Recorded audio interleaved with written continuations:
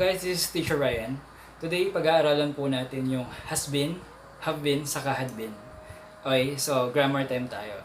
So, sa previous lesson natin, meron tayong present saka past perfect tense.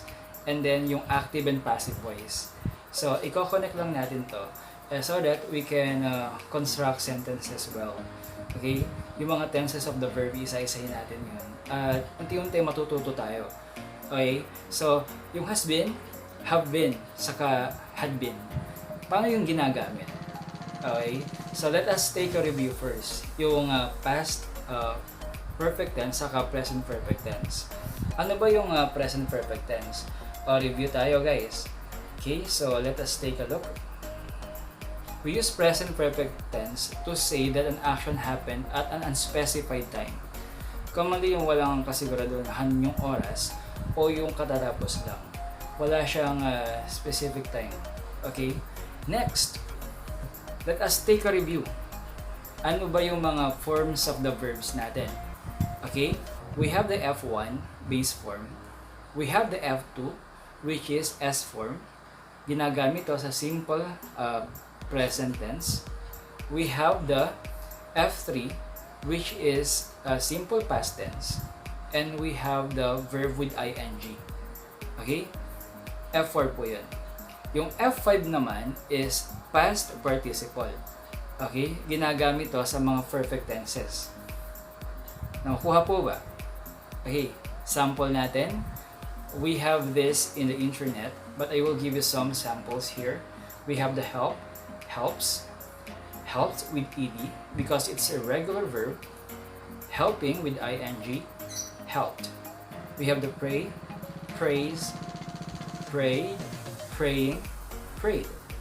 We have the study, studies, studied, studying, studied. Eat, irregular, eat, eats, ate, eating, eaten. What else? We have the write, writes, wrote, writing, written. Buys, buy or buy, buys, bought, buying, bought. We have the drink, drinks, drank, drinking, drunk. Be, is, are, was, were, being, saka been. Go, goes, went, going, gone. Those are the samples. We have a lot of verbs, okay? So, it's a matter of memorizing. Present perfect tense. As we can see here, these are the subjects in a singular. We have the singular subjects here. We have the he, she, name. Maybe Ella, Dan. It's up to you. Mike, okay, Michelle. Has plus F5. F5 is past participle. The sample here is written. Okay. So plural naman, we have the they, we, more than one, Mike and Dan, plus have, plus F5, sample is written in past participle. Okay? Write, wrote, written. Okay, next. Exception to the rule, we have the I and you. We're gonna use have for this. Okay, so I have, you have. You can use you in a plural or singular. Okay, and then plus past participle. Written here is only a sample. You can change this past participle in verb. We can use this. We can change this past participle verb. Okay, we have a lot of verbs here. Now, next is I have met him once before. This is the sample of the present perfect tense. Okay, he has borrowed my car today or this week. He has. He is the singular and it has. We're gonna use has for that. I have. Okay, they have. They is plural. Okay, we're gonna use have. Plus F5, eaten. Borrowed because it's irregular. Because it is regular verb. Borrow, borrowed. Okay, next. We have the past perfect tense. So past perfect tense po is a verb tense which is used to show that an action took place once or many times before another point in the past. Later I will show you an illustration of this so that we can easily determine the past perfect tense.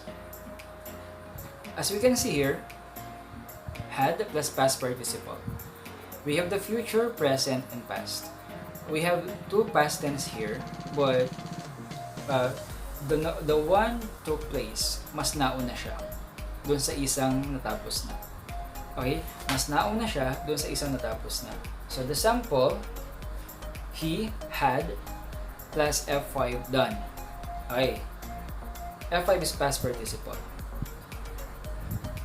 Regardless of the subject here, it's either singular or plural, had po ang gagamitin natin. Okay? Next, sample. The baby had cried. Yun po yung una natapos. Number 1. Before her father came. Yun yung verb number 2. So, mas nauna yung pag-iyak ng bata bago dumating yung tatay. Okay. Next is, they had eaten the meal when I came home. Okay? Naunang natapos yung pagkain bago siya or nung dumating siya. Nung dumating siya or nung dumating siya. Okay? Had eaten 1 and then came number 2. Okay po. In active sentences, the thing doing the action is the subject of the sentence, and the thing receiving the action is the object. Most sentences are active. So, let us start sa paggamit has been, have been, and had been. Ginagamit po ito based doon sa paggamit natin ng voice of the verb. So, commonly, active ang ginagamit natin yung mga sample kanina. Pag gumamit na tayo ng passive, doon napapasok yung mga been. Let's start. This is active. He has borrowed my car. They have borrowed my car. Past perfect tense. In active, the baby had cried before her father came. I-translate or i-change natin siya sa passive. Sa passive po, the thing receiving the action is the subject. So, gagawin natin subject ngayon yung nagre-receive ng action. Kasi kanina, yung doer of the action eh. Okay. So, tingnan natin. Things receiving the action, has, have, had, plus been. Okay? Yung has and have, okay, sa perfect tense, present, yung had naman sa past. Okay? Plus F5 pa rin ang gagamitin natin. Nakita niyo po yung column kanina. Meron siyang F1, F2, F3, F4, F5. Okay? So, he has borrowed my car. They have borrowed my car. I had forgotten my notebook at school when my brother asked for it. So, now, i-change natin siya sa passive para lumabas yung has been, have been, saka had been. Okay? Tingnan natin. He has borrowed my car today or this week. Tingnan natin. Yung car ngayon, yung mapupunta sa unahan, my car has been borrowed by him. Yung he naging him na, napunta siya dun sa object. Okay? So, I hope that you get it. My cars have been borrowed by him.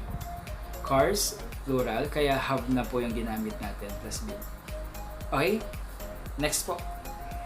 I had forgotten my notebook at school when my brother asked for it. Okay? My notebook had been forgotten by me at school when my brother asked for it. So as we can see here, we changed the past perfect tense from active to passive. And sa passive po, lumabas na yung been.